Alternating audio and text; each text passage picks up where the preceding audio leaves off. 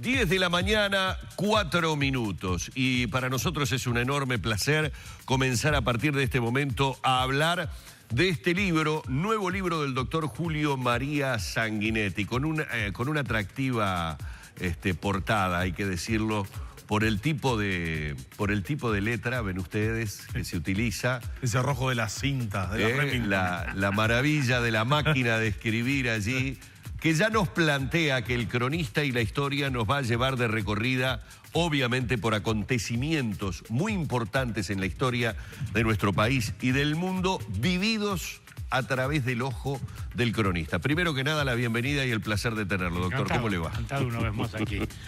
Bueno, esto es periodismo e historia, las dos cosas. Toda la vida he estado en esto, ¿no? A los 17 años ya estaba en una redacción y desde entonces no he parado de escribir. Todos los días me levanto y escribo de algún modo. Extraño las redacciones, ¿no? Porque ahora esto de mandar las cosas, es que el ambiente se extraña. Pero fuera de eso... Son redacciones virtuales ahora. Ahora es todo virtual, ahora todo tal, bueno, la computadora, macanudo. Incluso el archivo, ¿no? Porque ese es uno de los problemas. Ahora uno tiene todo archivado. Exactamente. Para hacer este libro me volví loco para encontrar algunos artículos viejos. Eso le iba a preguntar, porque remontarse a esas épocas y a esos artículos significó hacer un trabajo de, de ir a buscar ese artículo. Los artículos del día, por ejemplo, que es el 73 en adelante, más o menos tenía unos cuantos. De los viejos de acción, casi nada. Pero bueno, me las arreglé y este libro, digamos, responde, digamos, a dos cosas. Por un lado, son artículos sobre la historia. Desde que empecé el periodismo siempre escribí de temas históricos que me atraían, ¿no?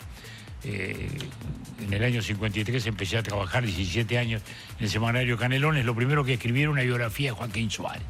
O sea que siempre anduve en eso. Y luego en las polémicas de la historia, porque las historias de todos los países son polémicas, la nuestra particularmente polémica en todos sus aspectos, ¿no? ¿Verdad?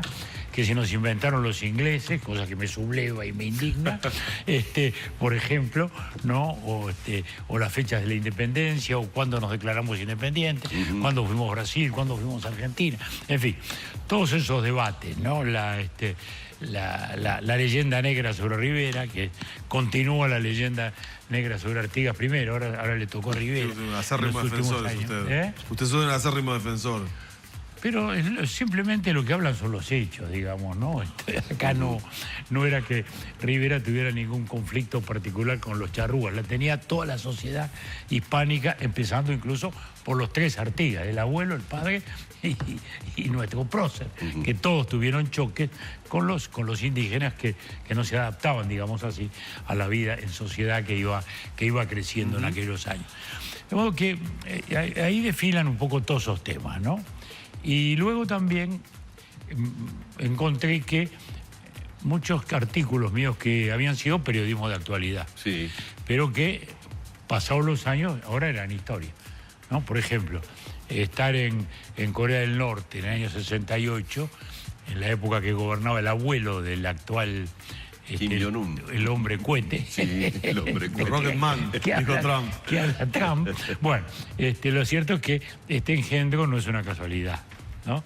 Sino que es el resultado natural de un sistema totalitario que en aquel momento yo vi y que describí en una serie de notas, de las cuales reproduzco una sola, ¿no?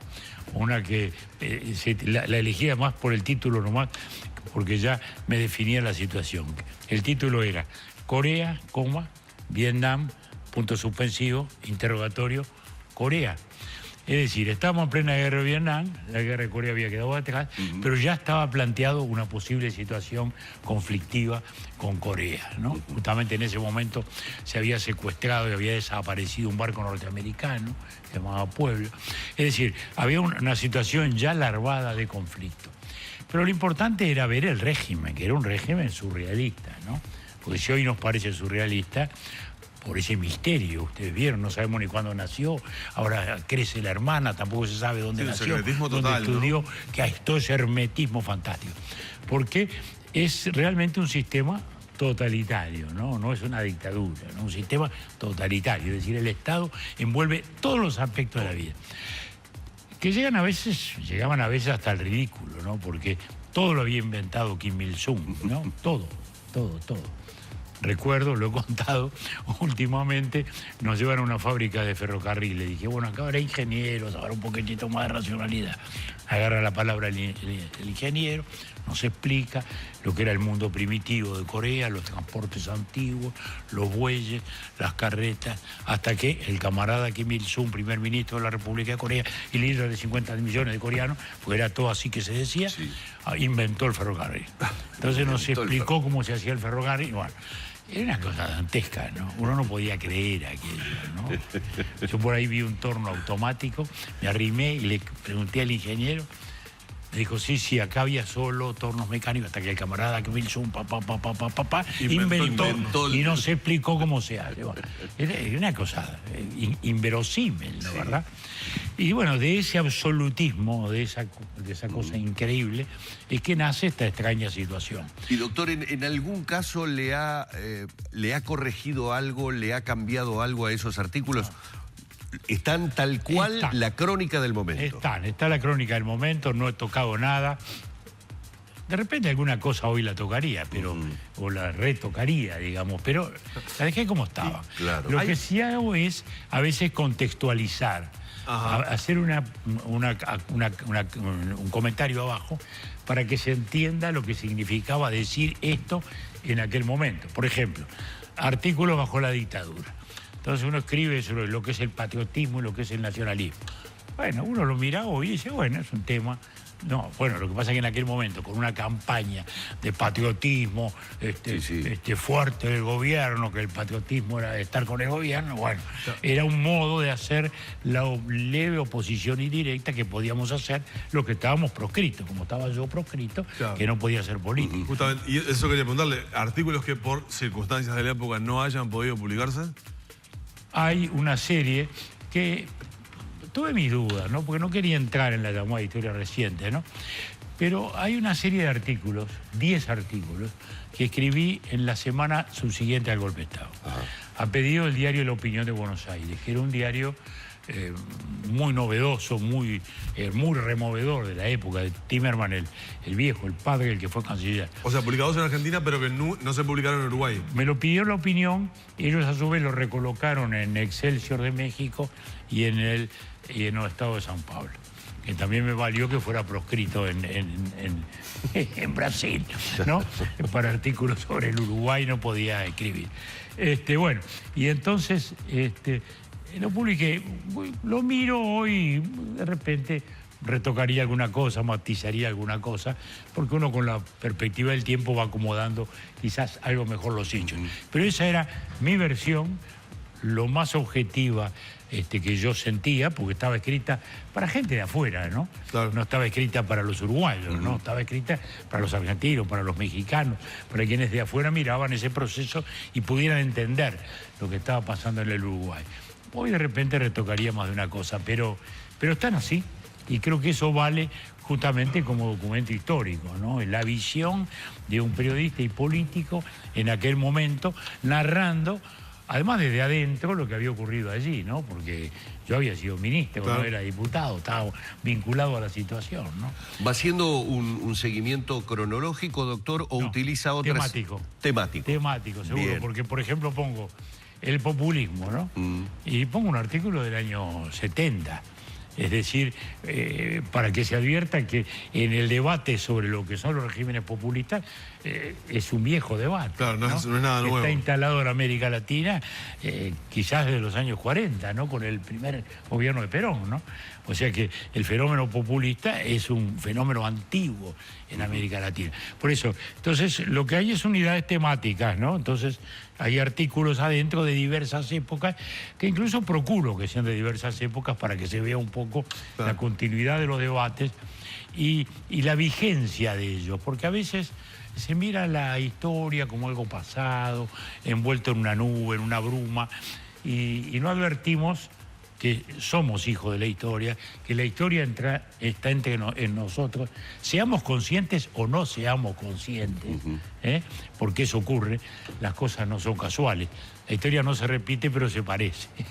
Eso es lo que iba a apuntar exactamente, le iba a decir. Usted, que es un hombre que ama profundamente la historia, que la cuenta desde el lugar de quien está viviendo el acontecimiento, lo está narrando y, como dice usted, desde la mayor objetividad posible. ¿Repetimos la historia los seres humanos de alguna manera? La historia son como las capas geológicas de la Tierra, ¿no? Se va acumulando una sobre la otra, ¿no? Y la de más arriba no es igual a la que está más abajo. Pero si la de más abajo no se explica la de arriba, digamos, ¿no? Entonces ese es el tema. Porque la historia está fundamentalmente para narrar, para explicar, para entender. Los romanos le llamaban maestra de la vida, decía Cicerón. No comparto tanto eso, pero sí digo que la incomprensión del presente, como dijo Marc Bloch, un gran historiador, nace inevitablemente la ignorancia del pasado. Entonces, a mí a veces, argentinos, muchos me preguntan, pero no, pero ¿por qué ustedes son más institucionalistas que nosotros? Bueno, digo, ¿quiere que le cuente la historia? Nos vamos a 1810, la Revolución de Mayo, y bueno, y la Revolución tuvo variantes.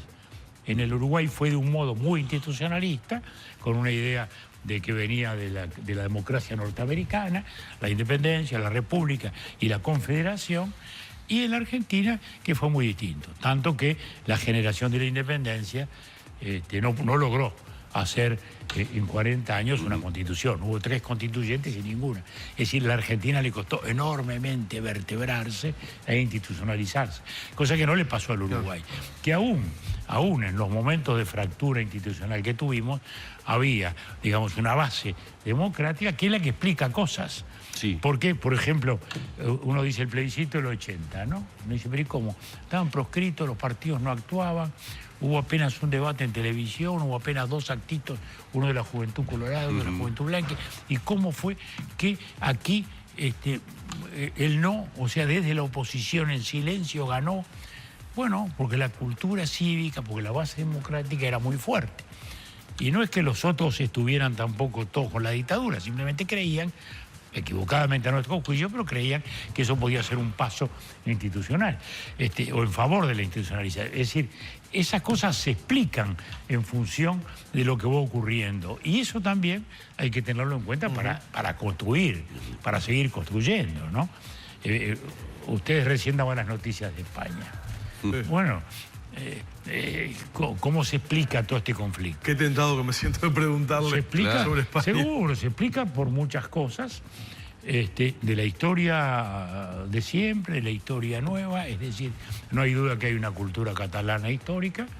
Tampoco hay duda de que Cataluña es parte de España hace 500 años. Claro. Porque a veces hablan de autodeterminación. No, Cataluña no es una colonia, es parte integrante de España desde el primer día en que se supone que se construyó el Estado Nacional, cuando los reyes católicos sumaron esfuerzos, ¿no? Entonces Isabel ponía Castilla y Fernando ponía Aragón, dentro del cual era parte Cataluña, claro, ¿no? Entonces, quiere decir que hay una cultura histórica, como hay también una cultura gallega o como hay una cultura vasca. Pero eso es justamente la razón de ser de España. Y en el año, después del franquismo, que aplastó mucho las autonomías, no solo la catalana, todas, bueno, se llega a la democratización, se instituye la monarquía parlamentaria, se instituye la democracia. Y allí viene el gran pacto, en el año 78. La Constitución de España es el gran pacto de todas las tendencias. Los comunistas aceptando la monarquía con Santiago Carrillo, en fin, los catalanes votando más que ningún otro a favor de esta Constitución, 91%. En el país tuvo 87%. En Cataluña 91%. En Cataluña 91%. Fue el lugar donde se votó más la Constitución, porque la Constitución decía el respeto a las autonomías de las nacionalidades, que es lo que ha habido. Entonces, si hoy Cataluña quiere discutir los alcances, los límites de su propia autonomía, bueno, hay caminos constitucionales. Pero declarar la independencia y decir nos vamos, violando la Constitución, la ley y todo lo demás, como si fueran los dueños de España, o mañana los gallegos dicen nos vamos, no somos España, ¿qué es esto? Hay Constitución, hay leyes, las hemos aceptado todas, ¿no? Fuera de la Constitución no se puede actuar. Y ese es el drama, porque lo ponen, digamos, al gobierno central en el disparadero, ¿no? felizmente hay unidad digamos, las tendencias principales, Sí. tanto del PT en el gobierno como del el Partido PSOE. Socialista, están actuando de conjunto para preservar la integralidad de esa España que tiene todas esas autonomías, felizmente. Doctor, recordemos, El cronista y la historia es el último libro del doctor Julio María Sanguinetti. Hoy lo hemos invitado Qué linda para hablar tapa, de él. ¿Cómo dijo usted? Me Qué encanta linda la portada, tapa, ¿no? realmente Una muy, diseño. muy linda. Le digo algo, habrá visto lo respetuosos que estamos con Tegaldo, que hoy lo invitamos por el motivo del libro, pero lo comprometo a que para una próxima invitación hablemos de política. Creo que ¿Por qué hay no? situaciones ¿Por qué no? que tienen que ver con el Partido Colorado, que Danilo y yo nos hemos quedado con ganas de preguntarle, pero hoy estamos con el cronista y la Muy bien, historia. así lo haremos. Muy bien, muchísimas gracias. Cerramos por aquí la entrevista con el doctor Julio María Sanguinetti.